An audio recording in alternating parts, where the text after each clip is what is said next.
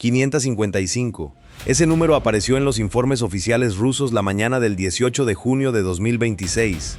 No era la cantidad de soldados en una batalla, ni el número de misiles lanzados contra una ciudad.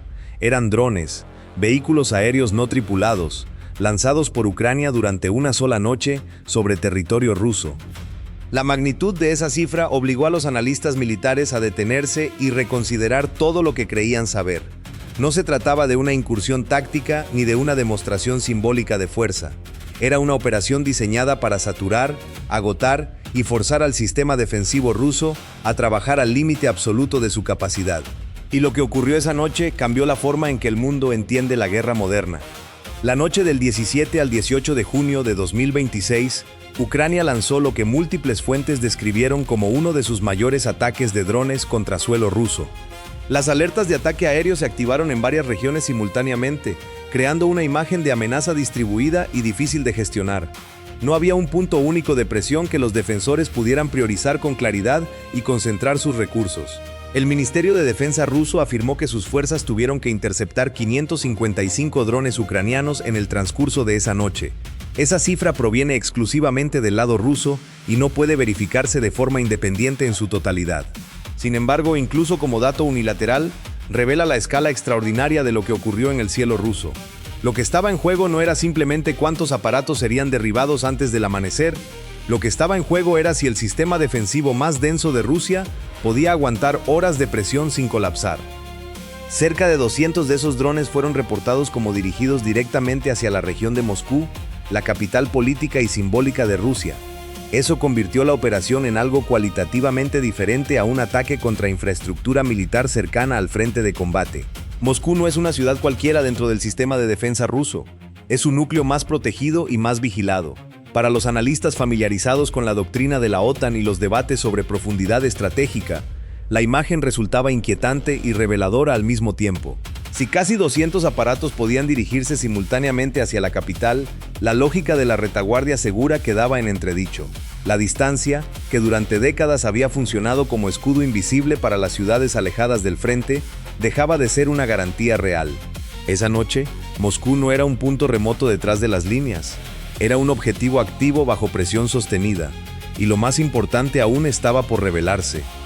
Lo que hizo diferente esta operación no fue solo el número de aparatos en el aire, sino la forma en que llegaron. Los drones no avanzaron en una sola oleada ordenada que los sistemas de defensa pudieran identificar, clasificar y neutralizar de forma secuencial. Llegaron desde múltiples direcciones, en tiempos distintos, con trayectorias que obligaban a los operadores a tomar decisiones simultáneas y bajo presión extrema. Cada contacto en las pantallas de radar exigía una respuesta: identificar el objeto, calcular su trayectoria, evaluar su peligrosidad y decidir si disparar o esperar.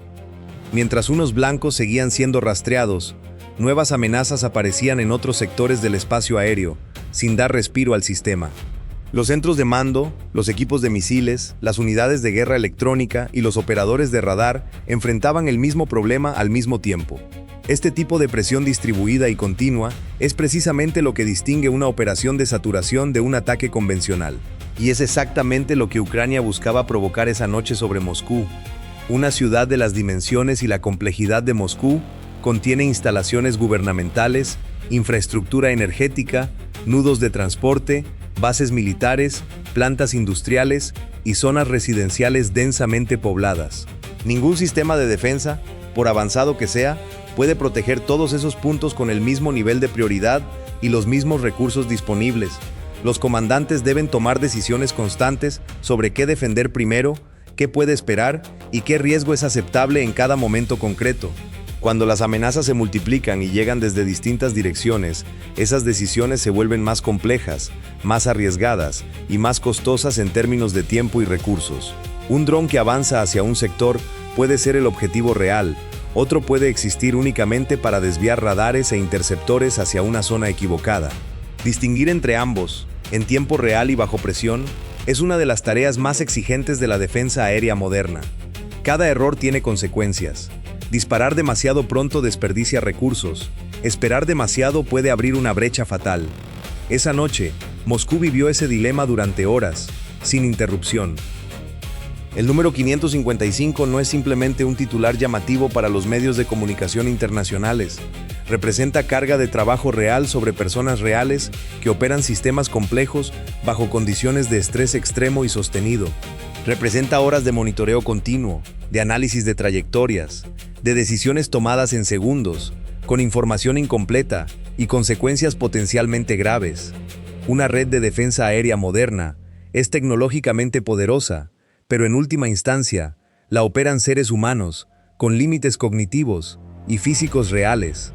A medida que el número de amenazas simultáneas aumenta, mantener una conciencia perfecta de situación en todos los sectores se vuelve progresivamente más difícil y eventualmente imposible. Este es el principio fundamental detrás de la estrategia de saturación que Ucrania aplicó esa noche sobre el espacio aéreo ruso. No se trata de destruir cada objetivo posible, sino de forzar al adversario a gastar atención, misiles, tiempo de radar y capacidad de decisión al mismo tiempo. Y si una ciudad protegida por los sistemas más avanzados de Rusia debe trabajar así, la pregunta inevitable es, ¿qué ocurre con las instalaciones militares ubicadas fuera de ese núcleo central de protección? Esa pregunta no tiene una respuesta tranquilizadora. Moscú está protegida por lo que los especialistas describen como una de las redes de defensa aérea más densas y sofisticadas del mundo. El sistema incluye baterías de misiles S-300 y S-400 para amenazas a media y gran altitud, junto con sistemas Pantsir para blancos de baja altitud y corto alcance. Las unidades de guerra electrónica añaden una capa adicional, intentando interferir con la navegación de los drones, interrumpir sus enlaces de control o desorientar su trayectoria antes de que alcancen sus objetivos. Algunos sistemas Pantsir han sido instalados directamente sobre los tejados de edificios altos en la zona metropolitana de Moscú, una decisión que revela la conciencia rusa sobre las limitaciones del radar en entornos urbanos complejos. Un dron de vuelo bajo puede ocultarse detrás de la curvatura del terreno, de los edificios y de las sombras de radar que crea la propia ciudad. Elevar los sensores y los lanzadores permite ver más lejos y reaccionar antes, pero no elimina el problema fundamental de identificación bajo presión. Un misil o un avión convencional ofrece una señal clara y relativamente fácil de clasificar para los sistemas de detección. Un pequeño dron no tripulado es diferente, vuela bajo, puede moverse despacio y presenta una firma radar mínima que complica enormemente su detección temprana. El ataque del 17 al 18 de junio demostró que incluso una red defensiva de esa densidad y sofisticación puede ser sometida a una presión sostenida y significativa. No porque los sistemas rusos fallaran en su función básica, sino porque la naturaleza misma del ataque los obligó a operar en condiciones para las que ningún sistema tiene una respuesta perfecta. La economía del conflicto también juega un papel central que no puede ignorarse en este análisis. Un misil interceptor moderno puede costar varias veces más que el dron que destruye, pero el defensor no puede permitirse ignorar ninguna amenaza. Si un solo aparato alcanza una refinería, una central eléctrica o una instalación de mando, el daño puede superar con creces el coste del ataque completo. Eso coloca al defensor en una posición estructuralmente incómoda. Debe gastar recursos de alto valor para neutralizar amenazas de bajo coste, noche tras noche, sin posibilidad de descanso real. Este desequilibrio económico y operativo es precisamente lo que convierte la guerra de drones en una herramienta estratégica de primer orden para el atacante. Y es lo que hace que el raid sobre Moscú trascienda el simple recuento de aparatos derribados o de blancos alcanzados. ¿Ha encontrado Ucrania una debilidad real en el sistema de defensa aérea ruso? ¿O esta noche fue solo la primera fase de una guerra de agotamiento aéreo mucho más larga y peligrosa? Esa pregunta no admite una respuesta sencilla ni inmediata, y cualquiera que afirme lo contrario no está siendo honesto con la complejidad de lo que ocurrió. Lo que sí puede decirse con certeza es que la operación del 17 al 18 de junio de 2026 no fue un golpe de suerte ni una anomalía estadística en el desarrollo del conflicto. Fue una demostración calculada de que un atacante con capacidad de producir grandes cantidades de drones puede forzar al defensor más sofisticado a gastar recursos, tiempo y atención de forma continua y costosa. Cada noche que Rusia debe activar sus capas defensivas alrededor de su propia capital, es una noche en que esos recursos no están disponibles para otras misiones. Y cada instalación rusa que entra en el radio de acción de los drones ucranianos se convierte en un problema nuevo que Moscú debe resolver. Lo que viene a continuación en esta historia no es solo sobre Moscú, es sobre el futuro de la guerra. Déjanos tu opinión en los comentarios, porque el análisis más importante aún está por llegar. El objetivo más importante de esa noche no era una trinchera ni un depósito de municiones cerca del frente de combate. Era la refinería de Kapotnia, situada en el sureste de Moscú, dentro del perímetro de la propia capital rusa.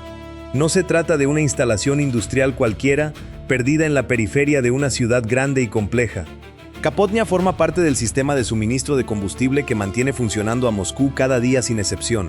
Según los datos disponibles, la refinería suministra aproximadamente el 40% de la gasolina que consume la región moscovita. Además, produce alrededor del 50% del diésel que circula por esa misma región densamente poblada. Un incendio allí no es una emergencia local contenida dentro de los muros de una fábrica. Es un golpe directo contra una de las arterias principales que sostienen la vida cotidiana de la capital rusa. Las imágenes que circularon aquella madrugada mostraban columnas de humo negro elevándose sobre la zona de la refinería en el horizonte moscovita. Ese humo era visible desde distintos puntos de la ciudad y su significado era imposible de ignorar para cualquier observador informado. Moscú ha sido presentada durante décadas como una ciudad protegida, controlada y alejada de las peores consecuencias del conflicto en curso. La guerra, en el relato oficial ruso, ocurría en otro lugar, en las estepas del este ucraniano o en las ciudades del Donbass. Pero un dron alcanzando una refinería dentro del perímetro de la capital desafiaba ese relato de forma pública y contundente. No era una explosión en algún punto remoto de la frontera que pudiera minimizarse con facilidad.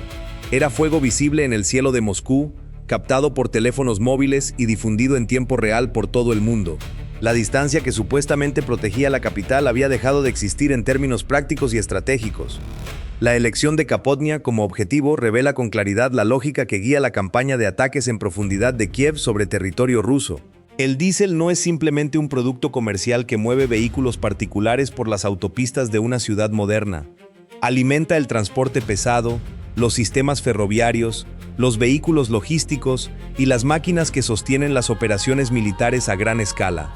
Si ese flujo se interrumpe, aunque sea parcialmente y durante un periodo limitado, el efecto se propaga mucho más allá de los muros de la refinería. Ucrania no está atacando únicamente posiciones militares en el frente oriental, donde los ejércitos se enfrentan directamente. Está golpeando la base material que permite a Rusia sostener esas posiciones durante meses y años de guerra prolongada.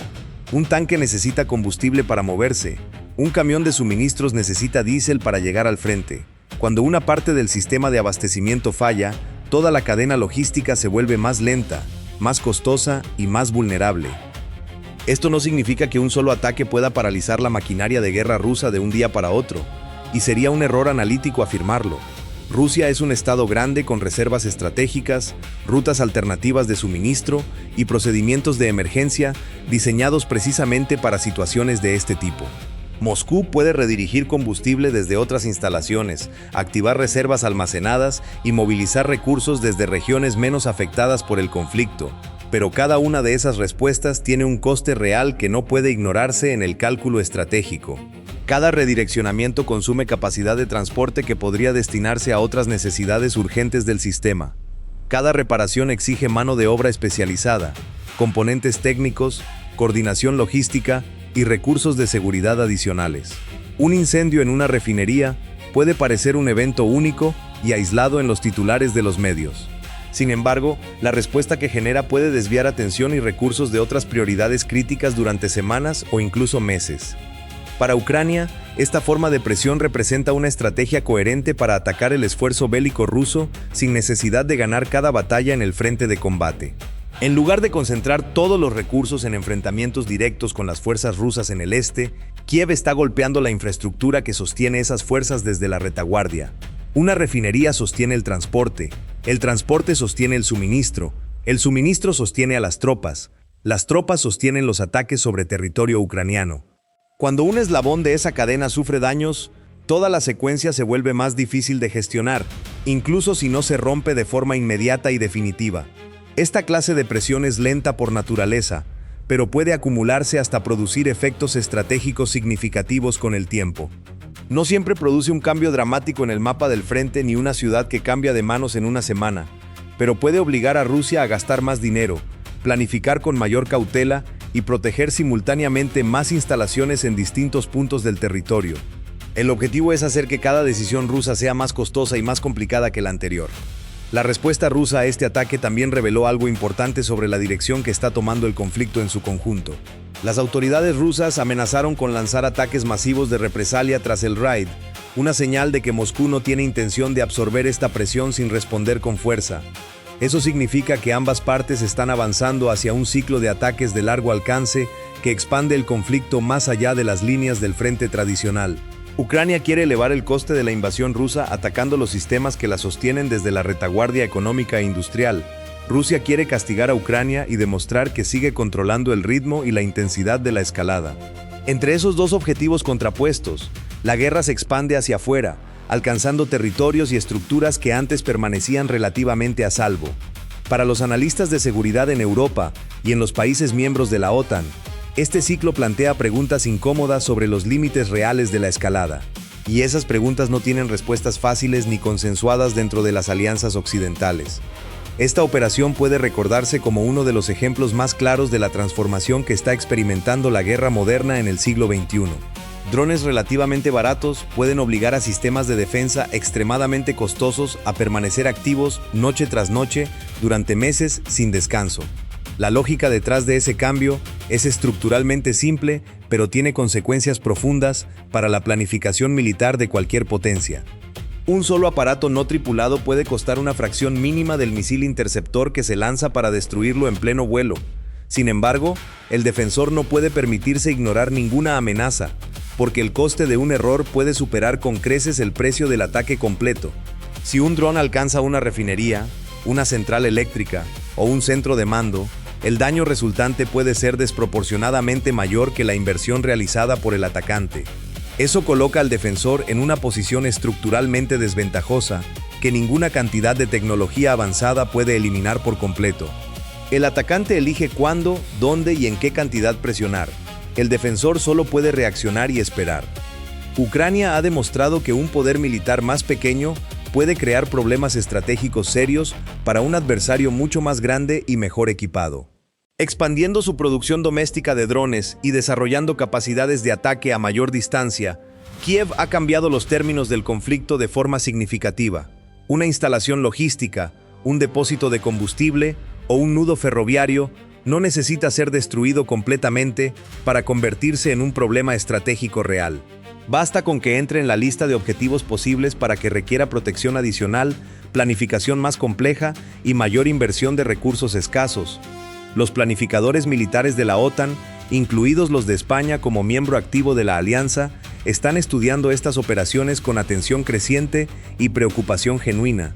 Si una ciudad protegida por capas defensivas sofisticadas puede ser sometida a presión sostenida por drones de bajo coste, entonces cada conflicto futuro requerirá un enfoque radicalmente diferente de la seguridad de retaguardia. Las bases aéreas, los puertos, las centrales eléctricas y los centros de gobierno necesitarán sistemas diseñados específicamente para amenazas masivas de drones. La guerra ya no distingue entre frente y retaguardia de la manera en que lo hacía hace apenas una generación.